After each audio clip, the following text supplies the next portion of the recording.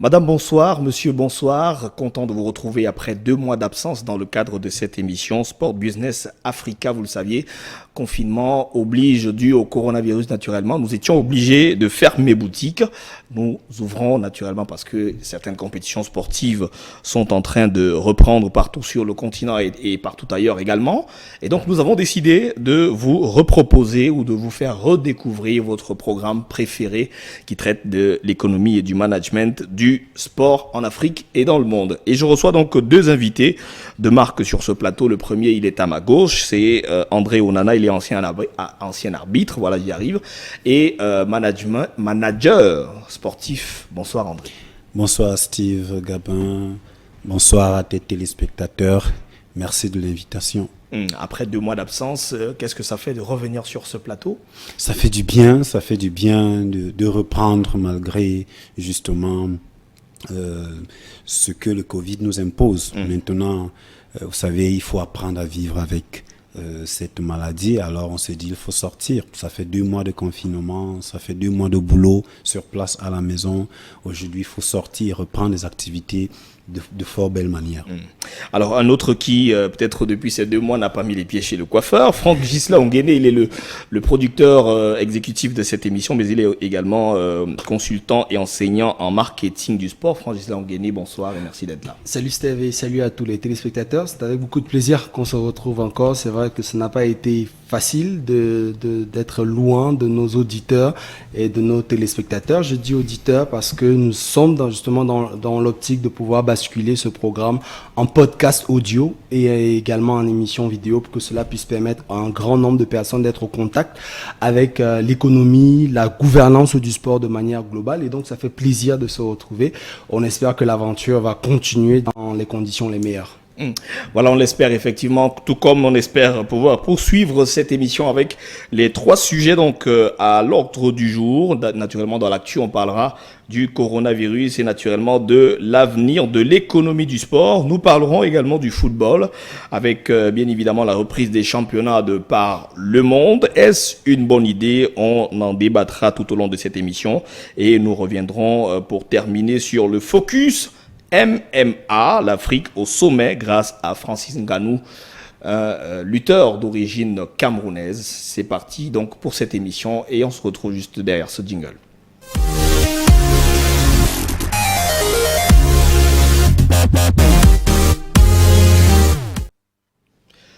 Coronavirus, quel avenir pour l'économie du sport? On le sait très bien, les montants des transferts et les salaires des joueurs de par le monde dans le football naturellement font régulièrement la une des journaux, des montants mirobolants qui sont donc permis par les sommes astronomiques générées par les clubs de football.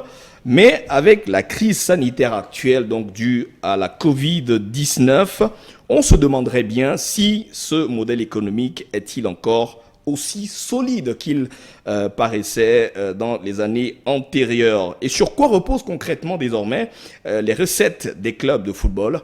Explication dans cet élément que nous sert notre confrère du journal Le Monde.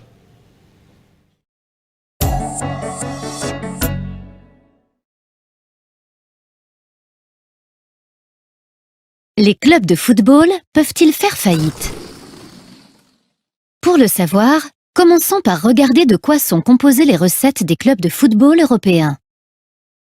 10% sont constitués par la billetterie, 30% correspondent au sponsoring et au marketing. En effet, certaines marques sont prêtes à payer cher pour être associées à un club. Par exemple, Groupama a versé entre 5 et 7 millions d'euros à l'OL pour que le Stade de Lyon soit renommé pour 3 ans Groupama Stadium. 60% correspondent aux droits de retransmission des matchs à la télévision. Ceux-ci ont considérablement augmenté. Il y a 30 ans, les droits de diffusion en France des matchs de Ligue 1 s'élevaient à 800 000 euros. Depuis 2016 et jusqu'en 2020, Canal+ et beIN Sport payent ce droit au total 748 millions d'euros par an. La Ligue de football professionnel reverse les droits perçus au club. 50% de la somme est répartie entre eux de manière égalitaire. Les 50% restants sont redistribués en fonction de leur performance sportive et de leur notoriété. Pourquoi ces recettes ont-elles autant augmenté? D'abord, parce que les clubs sont obligés d'accroître leurs recettes pour pouvoir continuer à acheter des joueurs notamment. En effet, depuis 2012, l'UEFA interdit aux clubs de dépenser plus que ce qu'ils ont gagné lors de la saison écoulée. C'est la règle du fair play financier. Ensuite, du fait de l'attractivité et de la mondialisation croissante du football. Les Chinois, comme les Indiens, en sont de plus en plus friands. La finale de la Coupe du Monde en Corée en 2002 a par exemple réuni 1,1 milliard de téléspectateurs. Enfin, cette attractivité suscite l'intérêt d'investisseurs étrangers qui gonflent artificiellement les recettes pour pouvoir dépenser sans compter. En effet, en achetant des grands clubs, ils ne cherchent pas forcément à gagner de l'argent, mais plutôt à valoriser l'image de leur nation et peser dans les relations internationales. On parle de soft power. Le PSG a ainsi été racheté par l'émir du Qatar et le Milan AC par des investisseurs chinois. Cependant, même si les recettes augmentent, la très grande dépendance des clubs aux droits télé rend ce modèle économique fragile. En effet, les chaînes de télévision pourraient se retrouver en difficulté financière car elles imposent des tarifs pouvant décourager les téléspectateurs. Ils sont de plus en plus nombreux à s'en détourner et à privilégier le streaming ou les retransmissions dans les bars. Privés de la majeure partie de leurs recettes, les clubs seraient donc incapables de faire face à leurs dépenses. De plus, les riches investisseurs peuvent également décider d'abandonner les clubs, comme cela est arrivé au club de Malaga, qui s'est effondré lorsque les Qataris l'ont délaissé.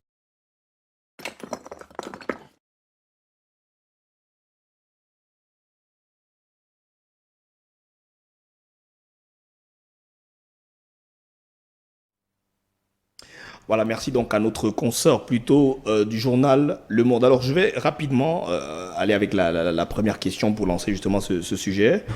Quelle pression est-ce que vous, Francis Languené, vous faites de cette situation sanitaire, notamment sur l'avenir de l'économie du sport?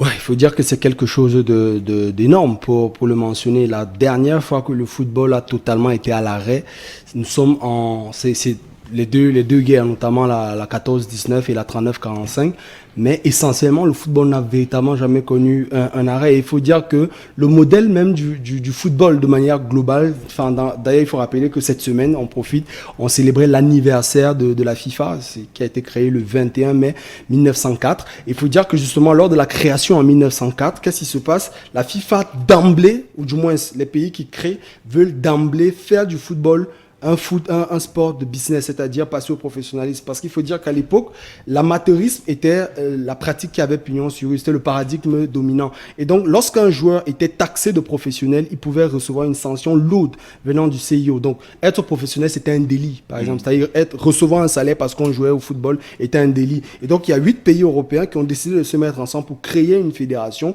qui devait justement permettre la professionnalisation et donc la rentabilité du sport. Et donc, qu'est-ce qui s'est passé? La Grande-Bretagne, par exemple, a refusé de faire partie de la création de la FIFA. C'est pour ça que on sait que le football a été créé par l'Angleterre, mais l'Angleterre ne joue véritablement aucun rôle majeur du côté de la FIFA parce que l'Angleterre ne fait pas partie des pays fondateurs de la FIFA. Et l'Angleterre, pendant longtemps, est restée dans l'amateurisme. Or, le football, très rapidement, on avait compris en 1896, déjà avec les Jeux Olympiques d'Athènes. Et en 1900, avec les Jeux Olympiques de Paris, doublés avec la grande exposition mondiale, on comprenait déjà que le football était essentiellement basé sur le business. Et donc, ce qui fait que même la crise de 1929, qui est arrivée bien sûr à l'entre-deux-guerres, n'a pas empêché le football de se développer.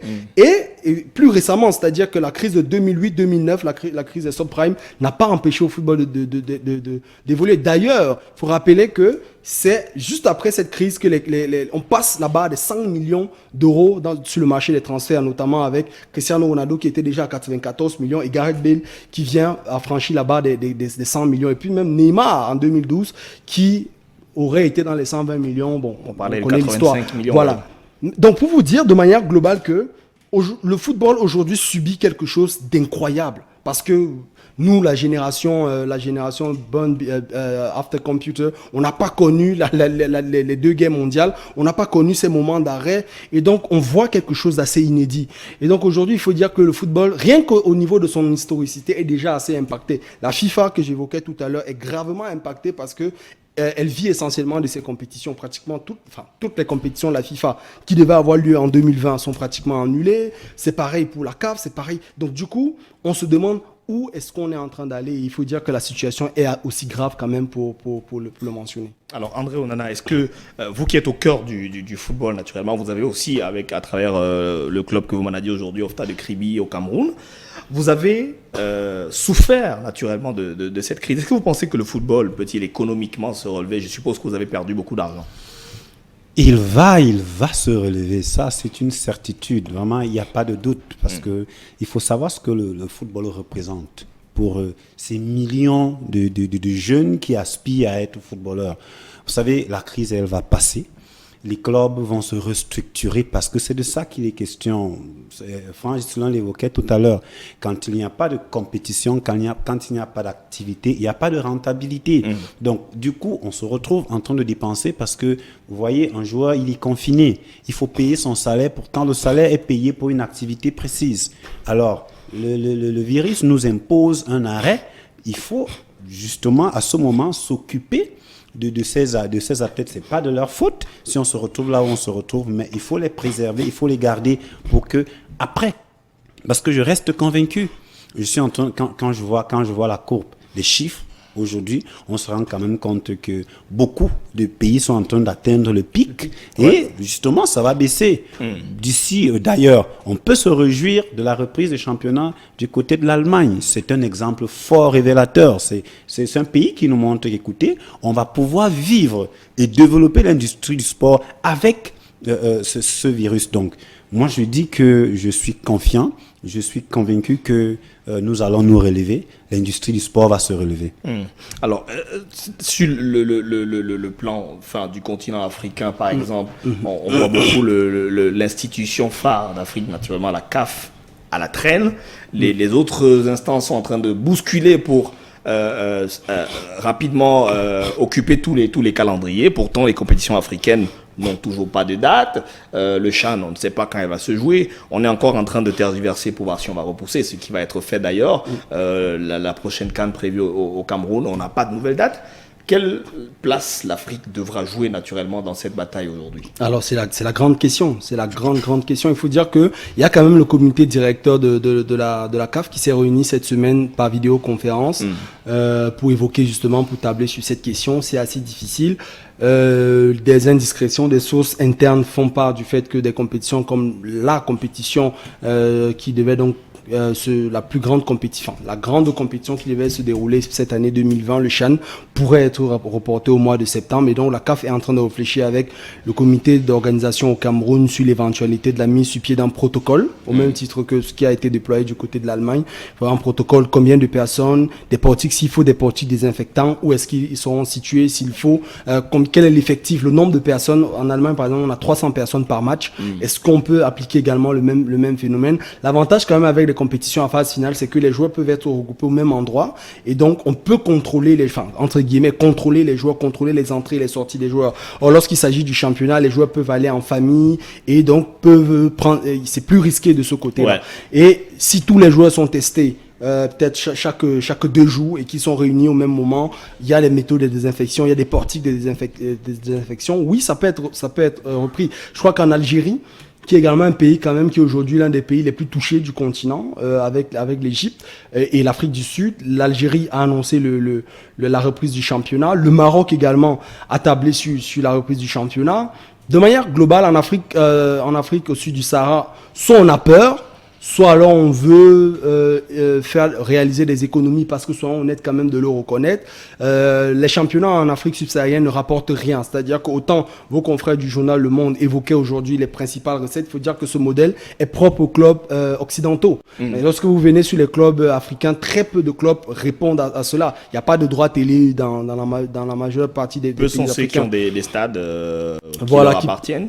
Et même ceux qui ont des stades ne les remplissent pas. Je m'amusais à écouter le président de la Fédération camerounaise de football l'autre jour qui disait en fait je suis incapable d'organiser un match à huis clos. Je n'étais pas à côté de lui, je lui aurais dit tous vos matchs, monsieur le président, tous vos matchs sont à huis clos. En fait. Donc parce que si vous ne savez pas comment on organise, si on n'arrive pas à faire 1500 euros de recettes dans un stade de 40 000 places, il y a problème. Ouais, il y a un stade de 20 000 places qui a généré 6 000 francs. 6 000 francs, ça va chercher dans les $12 cette saison. Les $10 désormais. Oui, voilà, $10. C'est-à-dire que vous êtes sur un match, il s'agit du stade de Bafoussam, le stade de Kwekon de Bafoussam qui a 20 000 places.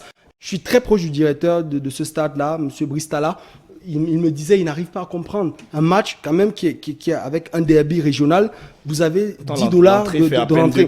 Voilà. Et donc, quand vous pensez que les $10, la mairie. À peine vous devez 5 places ou 6 places. Tout à fait. Vous devez verser à la mairie, vous devez verser à ceci, vous devez verser aux impôts. À la fin de la journée, le club, si vous avez $1, c'est une grosse cagnotte. Donc, vous comprenez qu'il y a un gros travail fondamental qui doit être fait. Et la crise du Covid ne va pas toucher les économies du sport en Afrique. Ça, les gens ont peur de le dire, en fait. Soyons honnêtes de le reconnaître. Peut-être à part la CAF qui vit essentiellement des droits télé, peut-être on reviendra dessus tout à l'heure. Je suis désolé, les championnats africains, ils vont pas perdre grand-chose. Ce ne sont pas des pertes colossales. Parce qu'à comparer, par exemple, en France, on a près de 600 millions d'euros qui vont aller comme ça dans l'eau. Soit près de 250 millions sur les droits télé que devait reverser encore Canal+ et beIN Sport, et pratiquement 300 à 350 millions d'euros sur la billetterie. Donc, lorsque vous prenez à contrario des championnats en Afrique, on est très loin quand même, on a des années-lumière de là. Et donc, c'est l'occasion pour les économies du sport en Afrique de repenser véritablement le business model et de se dire comment est-ce qu'on peut faire pour bâtir véritablement nos économies. Elles ne seront pas vraiment grandement touchées, ces fédérations-là. Nous ne mentons pas d'ailleurs qu'elles vivent encore aujourd'hui sous la perfusion de la FIFA, de la CAF et même de certains gouvernements. Donc, je pense que pour l'instant, ça peut tenir, mais il faut véritablement s'asseoir et penser à un vrai modèle économique. Ouais. Est-ce que l'arrêt des championnats, parce qu'on a vu certains qui ont arrêté pour cause de coronavirus, je parle du Cameroun par exemple, est-ce qu'on ne perd pas plus gros en arrêtant de jouer qu'en continuant à jouer? Parce qu'aujourd'hui, les clubs, je parle sous le contrôle d'André qui est manager, continue de donner des salaires aux joueurs. D'où vient cet argent? Comment est-ce qu'on capitalise après? Ah oui, c'est une question vraiment compliquée parce que, vous savez, surtout que les partenaires publicitaires sont un peu réfractaires et vous demandent on peut arrêter, tout à fait. On va reprendre après Covid. Comment est-ce qu'on fait? Justement, j'étais en train de vous dire que je ne suis pas à la fédération parce que c'est la fédération qui a décidé de l'arrêt du championnat. Maintenant, je ne sais pas sous quel angle elle se situait au moment où elle a décidé d'arrêter les compétitions. Parce que, voilà, pour moi, je pense qu'on aurait pu terminer ce championnat. Ça a été pour moi une piètre décision que de décider d'arrêter précocement. C'était très tôt pour véritablement se prononcer. Et aujourd'hui... Après aussi, la CAF avait donné jusqu'au 5 mai pour se prononcer. Oui, donc, mais attendez, vous savez, diriger, c'est anticiper et l'UEFA l'a fait. L'UEFA a dit au club, écoutez, moi je crois que nous pouvons finir nos championnats, et l'UEFA a tout fait de se réunir pendant que justement on était en plein dans le Covid, ou alors la Covid si vous voulez. L'UEFA s'est réunie pour dire écoutez, bon voilà, moi je pense que nous pouvons terminer nos championnats. Maintenant, ceux qui ne veulent pas finir leur championnat doivent s'attendre à des représailles. Vous allez soit passer par le tour préliminaire de Champions League, vous aurez des sanctions pécuniaires si jamais vous ne terminez pas. Maintenant, vous qui estimez, ou alors les gouvernements qui estiment qu'ils ne veulent pas courir les risques, ont arrêté leur championnat, mais les clubs de ces pays savent déjà à quoi s'en tenir. Donc, chez nous, justement, on s'est assis, on s'est dit, okay, écoutez, ça nous permet, ou alors au Cameroun, on s'est dit, l'arrêt des championnats nous permet de régler beaucoup de problèmes. Vous savez, il faut le dire, hein, c'est pas un secret que la fédération est traînée un peu partout, au TAS, beaucoup d'acteurs, vraiment beaucoup d'acteurs arrivent à traîner la fédération au niveau du TAS, et c'est pas bon. Ça veut dire que là-bas, il y a un gros déficit managérial. Maintenant, la décision, nous, comme club, on l'accepte. On se dit ce sera difficile parce que, voyez-vous, il faut entretenir les joueurs jusqu'à la prochaine saison qu'on annonce pour octobre. Avec quoi est-ce qu'on va entretenir les joueurs? Vous n'avez pas de recette, complètement pas de recette. Quel est l'annonceur qui viendra mettre son argent dans une situation comme celle-ci? Alors vous êtes obligé d'aller puiser dans les économies, vous êtes obligé de vous endetter pour ne pas perdre le gros des joueurs que vous avez pu entretenir pendant toute une saison. Donc, moi, je dis simplement que pour revenir sur la CAF, Franck Ghislain l'indiquait tout à l'heure, dire que véritablement, les institutions ne valent que ce que valent les personnes qui les animent.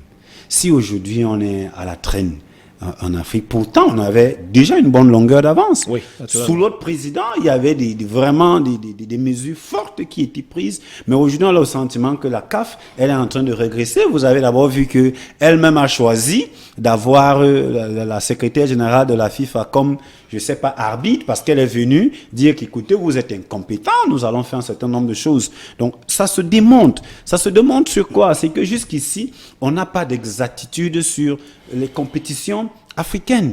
Pourtant, d'autres confédérations, à l'instar de l'UEFA, vous dit, nous allons jouer la Champions League à telle période. Ça va se jouer. Donc, il n'y a pas cette anticipation.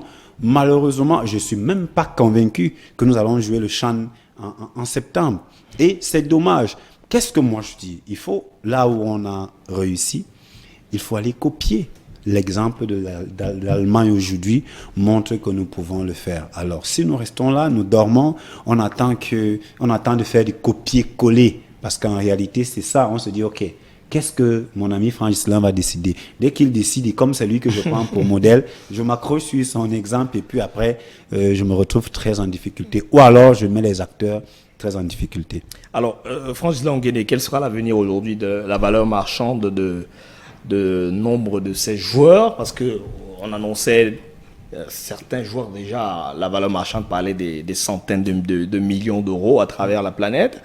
Aujourd'hui, que Corona est arrivé et que les championnats ont été arrêtés et ont heureusement repris et que les recettes ne sont plus à la hauteur des prévisions, comment est-ce que le mercato va-t-il se dérouler selon vous? Alors, c'est ça la grosse question. De manière globale, il faut dire quand même que oui, la valeur marchande des joueurs va baisser parce que justement les revenus des clubs vont également être revus à la baisse. Maintenant, après, je pense que tout dépend au niveau de l'UEFA. Je pense que si on lève le verrou du fair play financier, cela peut être facile quand même pour certains clubs de pouvoir s'endetter déjà pour ceux qui peuvent le faire ou alors de pouvoir attirer de nouveaux investisseurs. Je pense que le golf est déjà très très très présent actuellement du côté de la France, du côté de l'Angleterre. C'est vrai qu'on annonce un achat de Newcastle par le fonds souverain saoudien. L'achat pour l'instant est bloqué par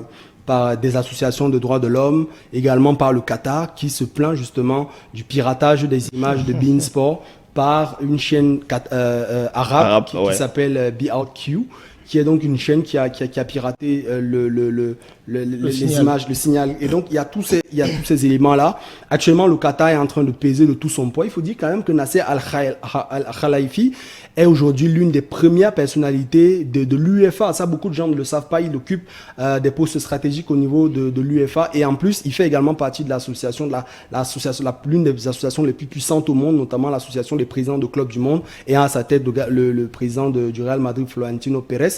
Et quand même comme vice-président, il faut le marteler puisqu'on est en Afrique, un certain Moïse Katumbi qui est vice-président. Alors pour vous dire que aujourd'hui, il y a cette pression, ce lobbying là du Qatar qui pourrait, voilà. Maintenant, de manière globale, d'où viendront les investisseurs? Si jamais il faut que les investisseurs viennent forcément du Golfe. Honnêtement, ne nous mentons pas.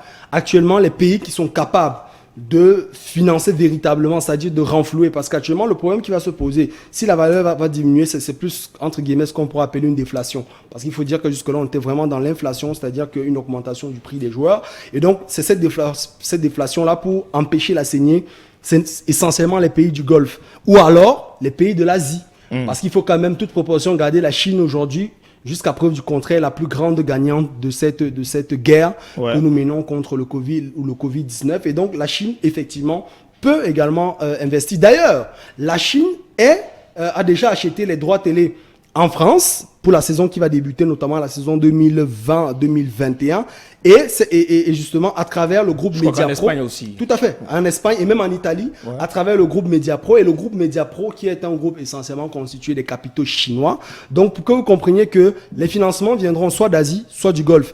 Maintenant, pour que ces financements-là puissent rentrer, il faudrait déjà qu'on lève le verrou du fair play financier, mais après il faudrait également que les fédérations puissent être assez ouvertes à cela, et pour l'instant ce sera très difficile, croyez-moi, pour qu'on puisse en arriver là. Alors André, pour sortir, est-ce que finalement la crise du coronavirus n'aura pas été bénéfique pour ces managers de clubs qui se plaignaient déjà de la surenchère de certains joueurs? Ils estimaient que les clubs plaçaient leurs joueurs à une valeur très très élevée. Est-ce que les rééquilibrages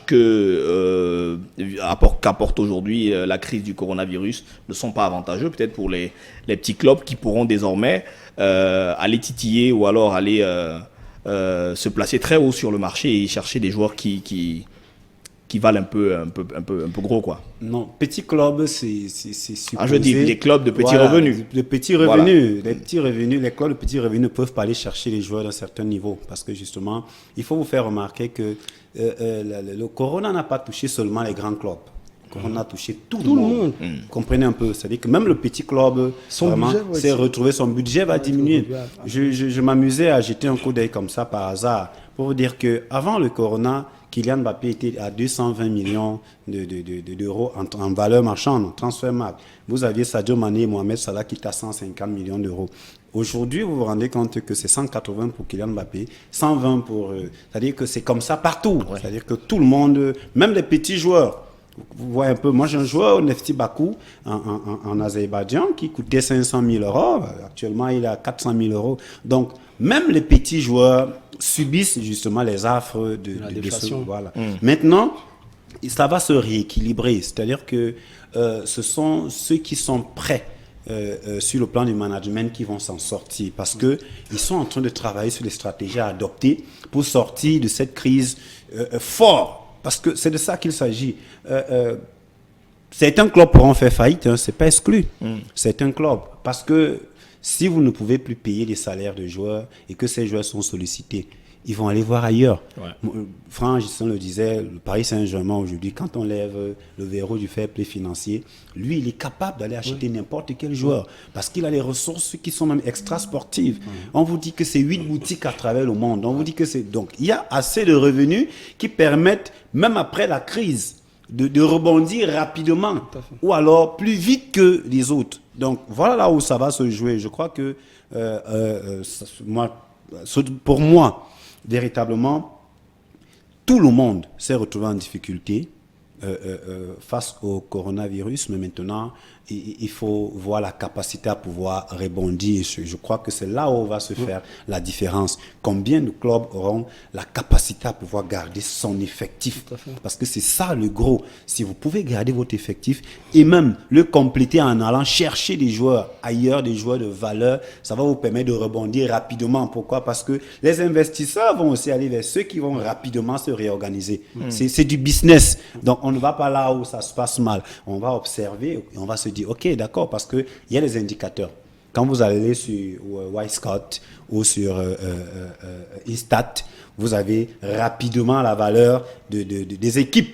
On vous dit telle équipe a telle valeur. Encore, même désormais sur Transfermarkt, justement, il y a ces données. Donc, et Football Benchmark aussi. Justement, et ces grandes structures, ces multinationales ont des experts en la matière pour évaluer. Donc, ces experts vont faire une évaluation après l'avènement du Covid pour se dire, OK, nous, on va jeter notre dévolu sur tel par rapport à tel. Je crois que c'est là où ça va se jouer. Il y a aussi un élément pour ajouter à ce que disait tout à l'heure, rapidement, voilà, c'est de revoir rapidement aussi le business model.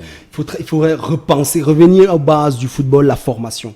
Parce que je pense que ceux qui vont s'en sortir, et quand je dis la formation, ce n'est pas forcément qu'on aura toujours les talents sur place, mais de travailler de telle sorte qu'aujourd'hui en Afrique, par exemple, on a une floraison de talents, de jeunes talents. Et je pense que des bonnes politiques mises sur pied par des clubs européens à venir prendre ces talents-là ou à les former localement et les faire monter lorsqu'ils ont déjà atteint un certain niveau en termes de compréhension de l'ADN du jeu du club. Cela pourra, parce que autant je disais tout à l'heure que l'argent pourra venir du golf, autant je veux aussi nuancer parce qu'il faut dire quand même que le golf a également subi quand même un coup, notamment la baisse, la crise pétrolière, la crise pétrolière. Et attention, pour la première fois de l'histoire, on a entendu parler de la TVA du côté de l'Arabie Saoudite. Jamais les Arabes ne payaient la TVA. Cette TVA aujourd'hui est pratiquement à 25%, alors qu'il y a encore quelques mois, on parlait de 4 ou 5%. Donc du coup, la crise, elle touche tout le monde et tous les pays ont peur. Et des pays qui, à défaut du pétrole, vivaient du tourisme, et même le tourisme religieux, comme c'est le cas de l'Arabie Saoudite. Il faut rappeler qu'il n'y a pas eu de Hajj, ni le grand, ni le petit Hajj.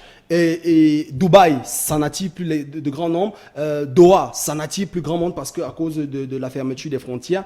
Donc, tout le monde est touché. Et donc, croiser les bras et se dire l'argent viendra forcément du golf, ce n'est pas une bonne stratégie. Je pense qu'il faudrait repenser le business model et surtout retravailler les fondamentaux, à savoir la formation. Naturellement, la formation, effectivement, pour arriver à la saison prochaine, comme vous avez abordé, il faut bien que les championnats reprennent. On en reparle juste après le jingle de la reprise des championnats.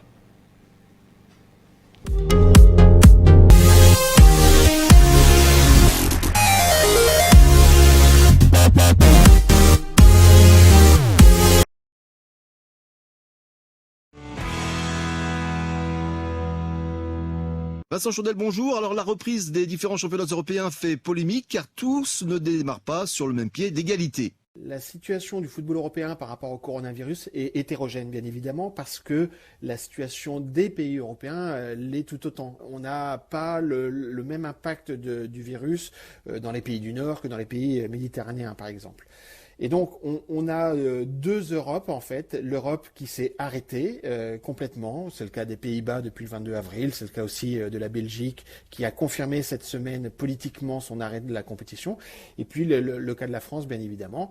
Et puis, on a de l'autre côté tous les pays qui ont repris ou qui cherchent à reprendre, que ce soit l'Ukraine, la Russie, la Croatie, mais aussi et principalement l'Italie, l'Espagne, le Portugal, l'Angleterre ou l'Allemagne. L'Allemagne a déjà repris l'entraînement depuis un petit moment. La reprise de la compétition, le football allemand a eu le feu vert donné par la chancelière Merkel. Donc on voit bien que le sport dépend des décisions politiques.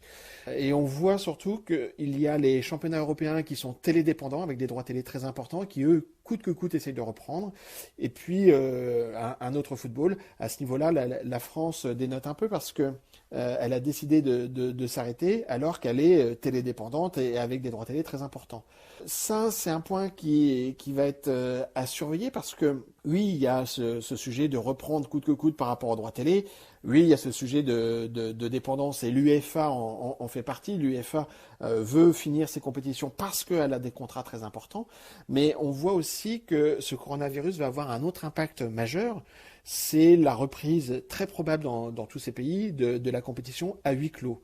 Or, cette compétition à huis clos va impacter aussi durement l'économie du football parce que rien que sur le championnat référent qui est la Première Ligue, les scénarios, il y a différents scénarios qui ont été établis et le scénario le plus noir, c'est-à-dire une saison 2020-2021 complètement sans public, coûterait au football anglais quelque chose comme 880 millions de livres. C'est-à-dire quasi 1 milliard. On voit bien donc que le coronavirus va imposer le sport à se réinventer d'une manière ou d'une autre.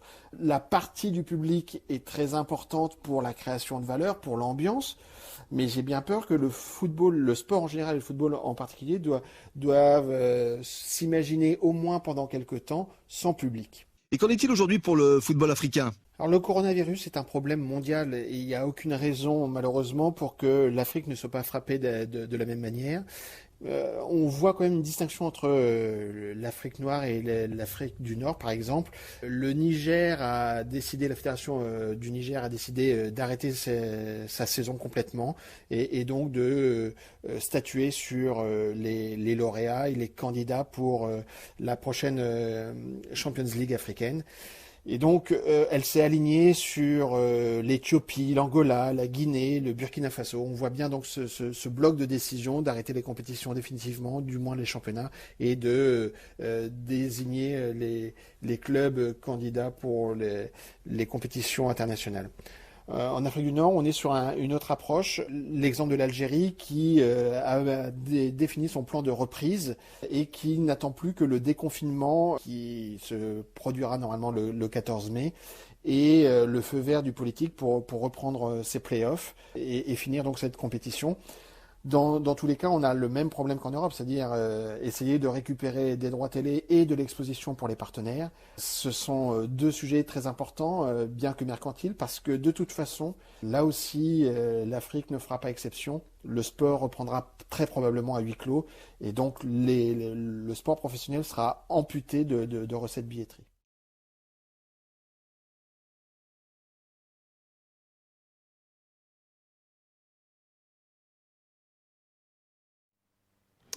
Merci donc à Vincent Chaudel pour ces éclaircies. Donc il était au micro de Karim Droner de notre média confrère Atlantique Radio. Et donc je le disais en début de semaine, les 20 premiers clubs de Première Ligue ont donc voté à l'unanimité la reprise des entraînements par petits groupes et en maintenant naturellement les mesures de distanciation sociale, une mesure qui va donc dans le sens d'une reprise de la saison interrompue depuis la crise sanitaire au mois de mars en raison de la survenue de la Covid-19. Cependant, la reprise des championnats inquiète certains acteurs et naturellement vous sur le plateau. Est-ce que c'est pas un gros risque aujourd'hui, André Onana, de penser à une reprise des championnats dans l'immédiat? Vous savez, parce que si on veut étudier effectivement l'évolution de la maladie, si on revoit par exemple la Chine ou la Corée, on a eu une résurgence de la maladie par rapport à un certain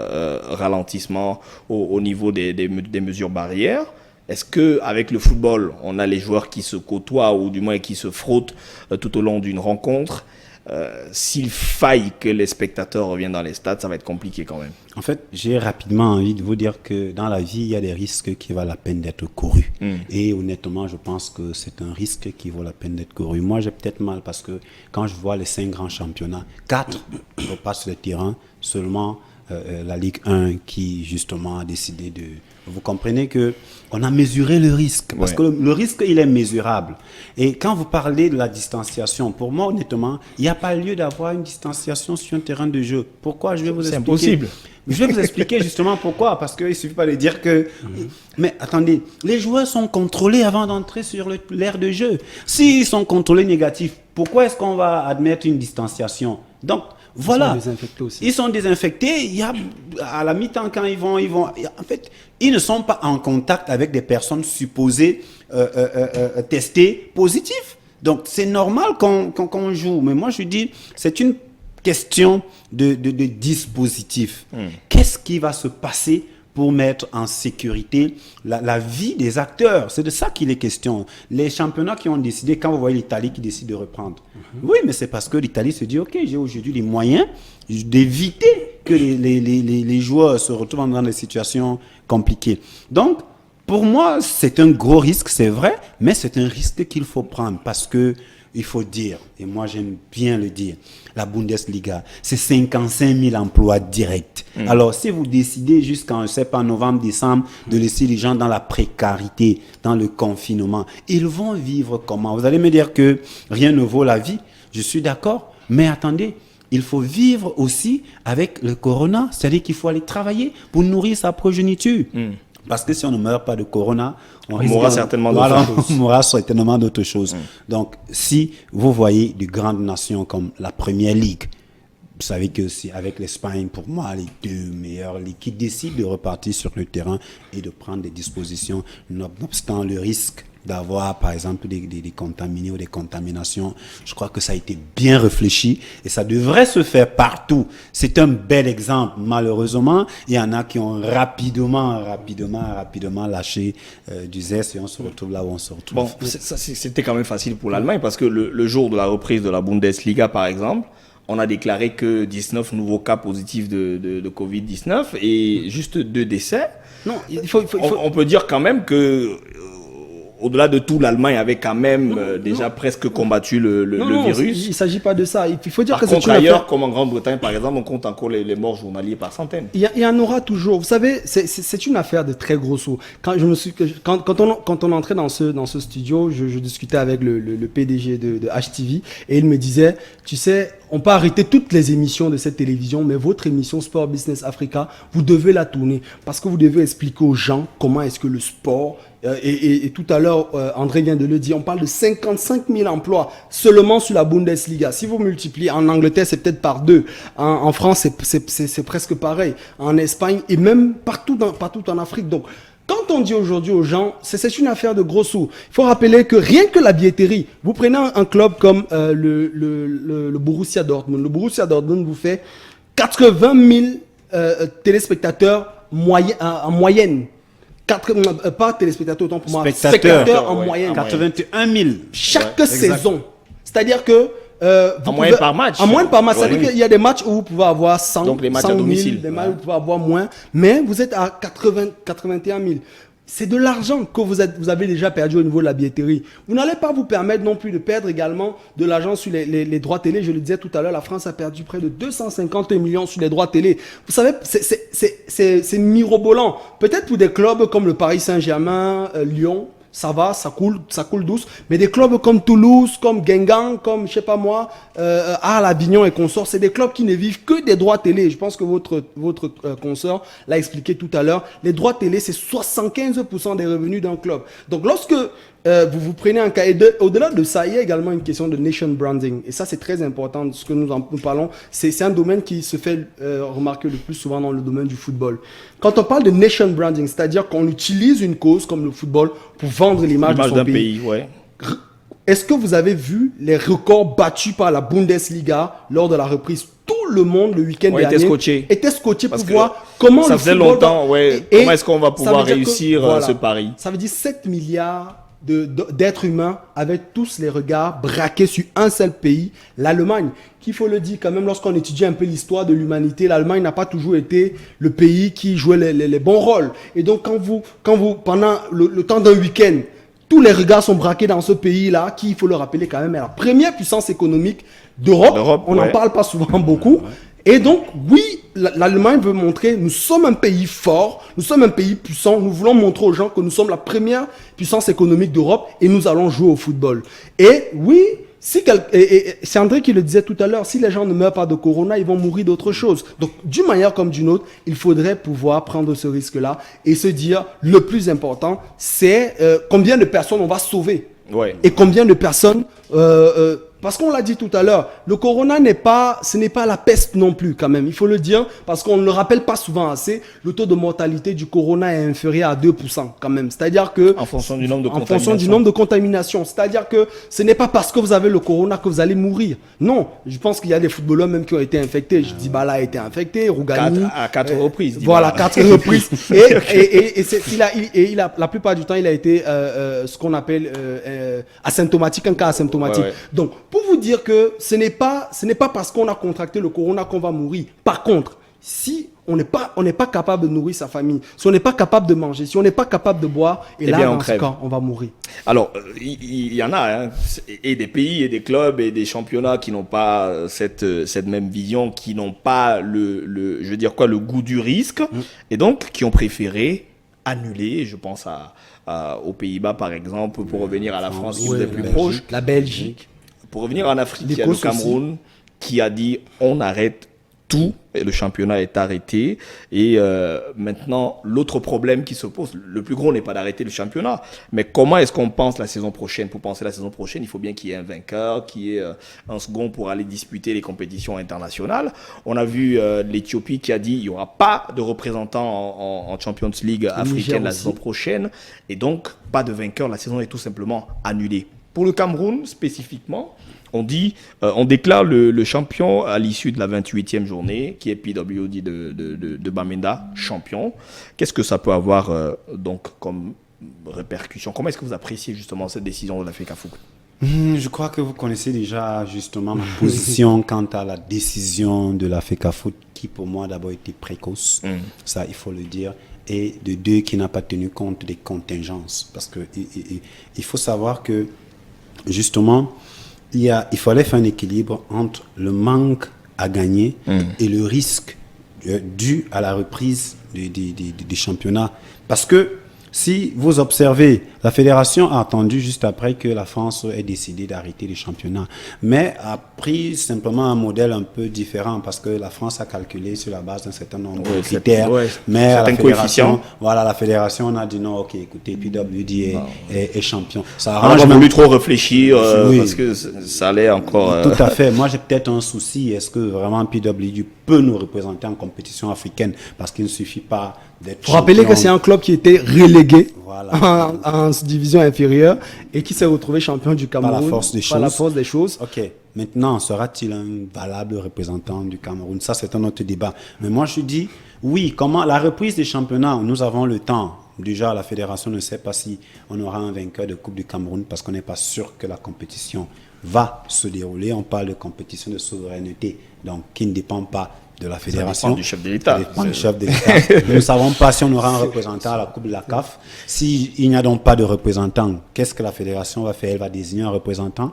Nous ne savons pas. Maintenant, quant à la reprise des compétitions, nous attendons à ce que d'ici octobre, on ait une reprise des compétitions. Mais comment allons-nous reprendre les compétitions? Ça, c'est une autre question parce qu'il faut dire que nous sortons d'un championnat qui n'a pas été organisé avec maestria. Ça, il faut le dire, nous pouvons rêver mieux au Cameroun. Il y a des expertises au Cameroun. Ce que nous avons vu cette saison, en termes d'organisation, en termes de gestion, vraiment, c'est une catastrophe et on ne peut pas accepter ça.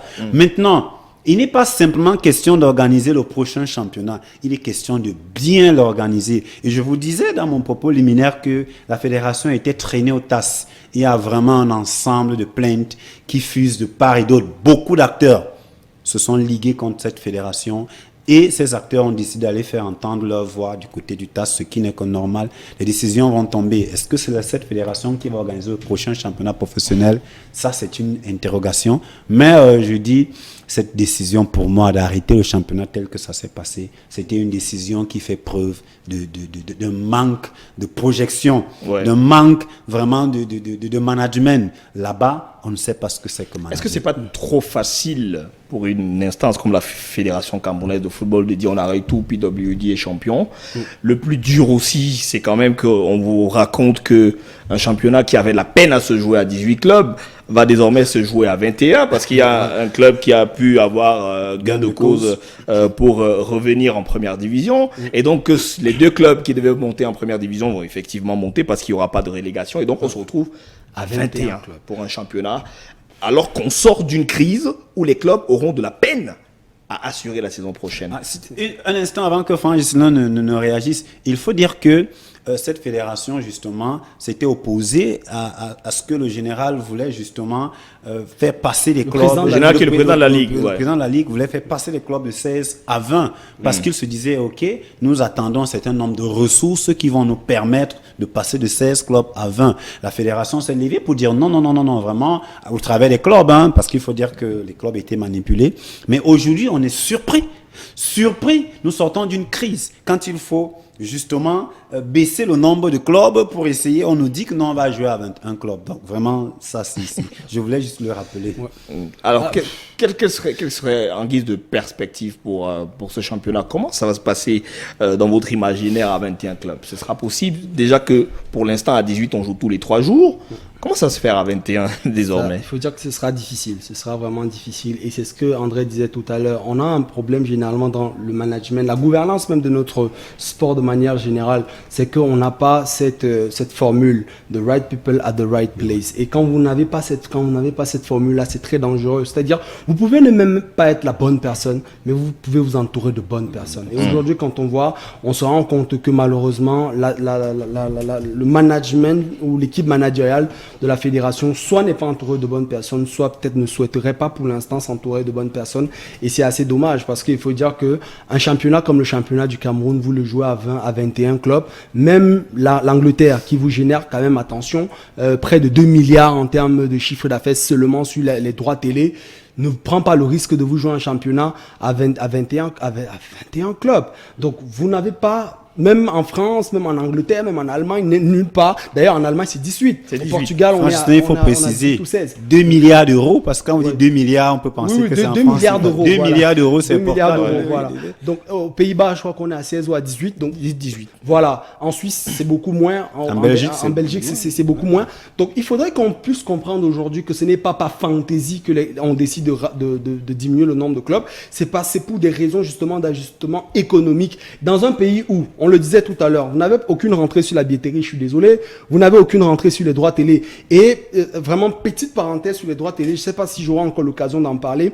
Je disais, il faudrait qu'on comprenne que ce n'est pas demain la veille que les pays africains vont gagner de l'argent sur les droits télé. Peut-être on aura l'occasion un jour peut-être de faire une émission sur le cas des droits télé. Il faut dire que le modèle économique des télévisions en Afrique est que la télévision publique, par exemple, est d'utilité publique. C'est-à-dire qu'elle ne peut pas vous exiger de payer un abonnement pour avoir cette télévision-là. D'ailleurs, la plupart des télévisions ont le même modèle. Et donc, vu que vous ne payez pas pour avoir la télévision ne peut pas également payer pour avoir des droits télé. On reviendra dessus pour dire que en Afrique, donc, vous n'avez pas les droits télé, vous n'avez pas les droits, vous n'avez pas le merchandising, vous n'avez pratiquement rien.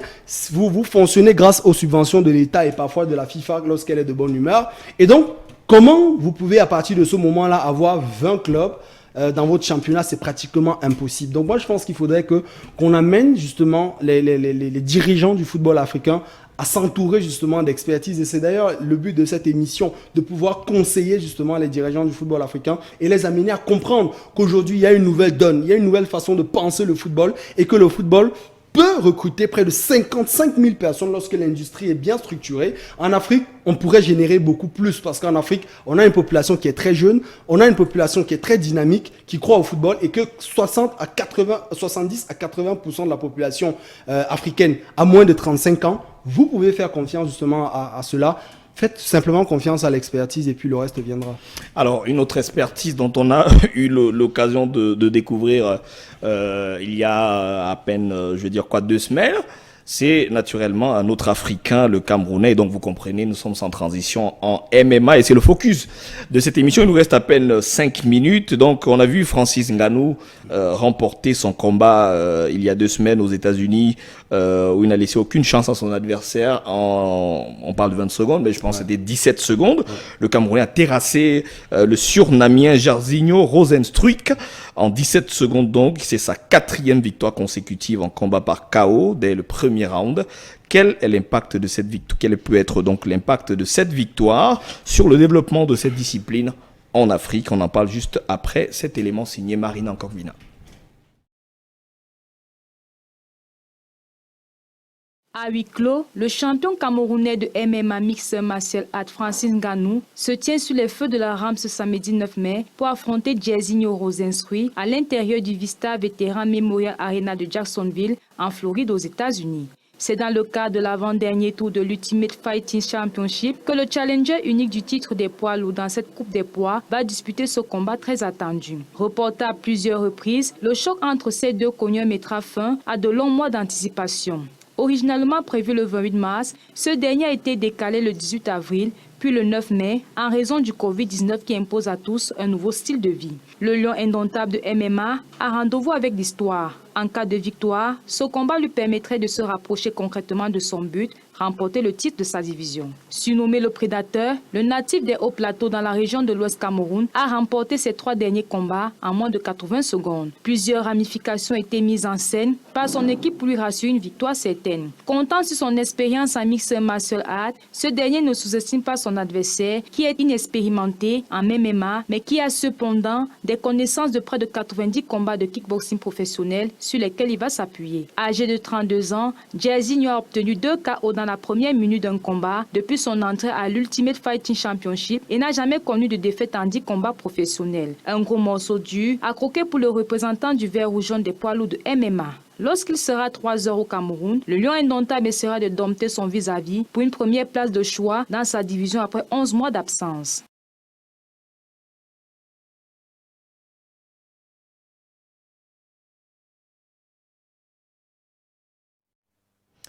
Alors, moi personnellement, Francis Languéné, lorsque je dois passer une nuit blanche pour attendre un combat et que le temps que j'aille prendre de l'eau pour me rafraîchir, regarder le combat, que je reviens, il est terminé. J'ai envie de dire, Francis, arrête de te moquer de nous quand même. Parce que Ouais, c'est vrai que c'est vrai que ça fait la une d'un sportif africain, mais quand même. oui, il faut dire que le MMA, le Mixed Martial Art, est aujourd'hui l'un des sports les plus en vue. Parce que quand on n'en parle pas beaucoup, mais c'est un sport qui génère énormément d'argent, bien plus que la boxe. Ça, les gens ne le savent pas parce que le MMA est passé véritablement en termes... Parce que il faut dire qu'il y a beaucoup de sponsors qui sont intéressés au projet. L'UFC aujourd'hui, c'est le must. Vous avez des gros sponsors comme Monster et consorts. Donc du coup, ça génère incroyablement. Malheureusement, Covid oblige, la salle il a dû combattre à huis clos. Mais généralement, ça vous remplit des salles et les billets coûtent énormément cher. Et réaliser ce type d'exploit, c'est énorme. Il faut dire quand même qu'il n'est pas seul. Vous avez Cédric Doumbé qui fait de belles impressions aussi. Vous avez Samuel Billon qui est également pas mal, qui vit du côté de l'Italie. Vous avez d'autres Africains très connus, par exemple comme Zach Mwekassa, qu'on connaît beaucoup plus dans le développement personnel. Que je sais pas si... Il y a aussi le boxeur là. Voilà, tout à fait. Je crois qu'il avait signé avec la France. Je crois que c'est Chinda. Voilà. Donc vous en avez comme ça, qui se reconvertissent. Parce que vous prenez la plupart, par exemple, Zach Mwekassa, qui est congolais, lui, il a commencé par exemple dans la boxe. Pareil pour Cédric Doumbé, il a commencé par la boxe et il s'est reconverti dans le mixed martial art. Parce qu'il faut dire que le mixed martial art, c'est un mélange de boxe, de catch, de plusieurs arts martiaux, De lutte. de lutte, de taekwondo. Donc du coup, ça demande énormément en termes de maîtrise qu'un Camerounais parti du Cameroun, parti comme l'a dit tout à l'heure Marina, de ses terres natales des hauts plateaux du Cameroun pour aller De l'Ouest Cameroun. de l'Ouest Cameroun pour aller conquérir le monde. Et je ressors par là, derrière ce qu'il fait, il y a un gros projet de nation branding. Et ça, vraiment, c'est pour moi, après Samuel Eto'o, c'est l'un des projets de nation branding les plus aboutis. Lorsqu'il vient pour la peser, il est toujours habillé en tenue traditionnelle du Cameroun. Toujours. D'ailleurs, pour ceux qui ont remarqué, tu n'as pas pu voir le combat parce que ce n'était que 17 secondes. Bon, j'ai vu mais le ralenti. si tu voyais la fin, tu vois que son dentier, c'est le drapeau du Cameroun, le dentier. C'est incroyable, c'est-à-dire que comment on arrive à ce que le dentier d'un boxeur, d'un lutteur soit le drapeau de son pays. Il travaille véritablement ce nation branding à tous les niveaux. Le drapeau du Cameroun, c'est pratiquement son amulette et on voit depuis 4 combats, c'est juste le meilleur au monde. Et d'ailleurs, il y a Conor McGregor, et je ressors par là, qui est aujourd'hui vraiment le plus connu dans le milieu de l'UFC. Conor McGregor, qui est un Écossais, qui a révélé dernièrement que ça l'intéresserait bien d'affronter Francis. Mais sachant que Conor vient de la retraite, je pense que Francis pourrait quand même lui donner 1 ou 2. Donc du coup, oui, il y a un projet et cette discipline doit être développée en Afrique parce que, je le disais tout à l'heure, ceux qui brillent le plus actuellement dans cette discipline sont soit des Noirs, comme le Surinaméen, qui, il faut rappeler, quand même 10 combats, 10 victoires. Parce que quand on dit qu'il a battu Rosenstruik, tout le monde dit ouais, mais Rosenstruik c'était 10 combats, 10 victoires. Et là, vous dites, il y a les Noirs qui s'en sortent de là, et puis les Africains également qui font déjà leur nid dedans. Oui, le MMA en Afrique, ça peut être peut-être la prochaine discipline après le football. Alors, quand on regarde le parcours de Francis Ngannou, parti du Cameroun par voie véritablement illégale, parce que c'était un immigré qui se retrouve en France et qui se frotte justement au monde professionnel par l'entremise de son patron, parce qu'il était plongeur, il faut qu'on revienne sur son histoire. Et qu'on le regarde aujourd'hui au plus haut cime de ce sport, comment est-ce que le Cameroun fait pour capitaliser justement sur lui et pour capitaliser tout simplement? Oui, mais je crois qu'il a la même histoire que Samuel Eto'o. Ça, il faut le dire. Samuel Eto'o allait faire des essais en France. Il s'est retrouvé avec un visa qui était expiré. Il a squatté chez sa grande sœur. Il racontait qu'il regardait la France par la fenêtre. Il a dû revenir au Cameroun avant d'aller maintenant au centre de formation de Barcelone. Le Real Madrid. Du Real Madrid, autant ouais. pour moi. Il faut dire qu'il y a des personnes qui y croient. Il y a des personnes qui s'accrochent fortement à leur destinée. Elles sont prêtes à braver tout ce qu'il y aura comme difficulté pour arriver au sommet. Et puisque nous sommes chrétiens, nous sommes croyants, nous avons la Bible comme repère, la Bible nous renseigne que Dieu bénit les mains qui travaillent. Alors, ne pensez pas que le travail, c'est seulement élaborer le sol. Avoir le courage d'aller en France par route. Beaucoup meurent Mais pourquoi lui, il a été justement sauvé? C'est parce qu'il a une destinée, c'est parce qu'il a quelque chose, un but ultime à atteindre. C'est justement mettre le Cameroun là où il est. Maintenant, moi, c'est pas ça qui m'intéresse. C'est comment on va capitaliser sur son exploit. C'est la plus grosse interrogation. Alors, est-ce qu'il n'est pas temps justement de récupérer cet exploit pour développer l'industrie, exactement. Justement. Surtout que les arts martiaux sont c'est une grosse sont pratiqués au Cameroun. Malheureusement, enfin, Islam parlait de gouvernance, de sport. C'est-à-dire que les gens ne peuvent pas innover. Les gens ne peuvent pas s'asseoir et dire, mais comment nous allons bâtir, construire une nation forte à partir du sport? Qu'est-ce qu'on va faire? Dès qu'il y a quelqu'un comme celui-là qui se révèle au monde entier, on court rapidement. Moi, j'étais très mal de voir que Pascal Siakam, c'est parce qu'il est venu au Cameroun qu'il est invité par le ministre des Sports. Ouais. Et ce gars vous dit... C'est comme le basketteur, ouais. Il vous dit non. Écoutez, je suis venu avec un programme déjà bien défini. J'ai pas beaucoup de temps pour en plus, il y a une assurance qui a été souscrite. Je ne dois pas me déplacer n'importe comment. J'ai une grosse team avec moi. Y compris son président. Y compris son président. Et son coach. Voilà. Donc, moi, je dis, il faut anticiper. Il faut créer un nouveau paradigme de dirigeant de sport pour que ça décolle. Parce qu'avec ça, on ne pourra pas. Voilà un monsieur qui va faire ce qu'il a fait.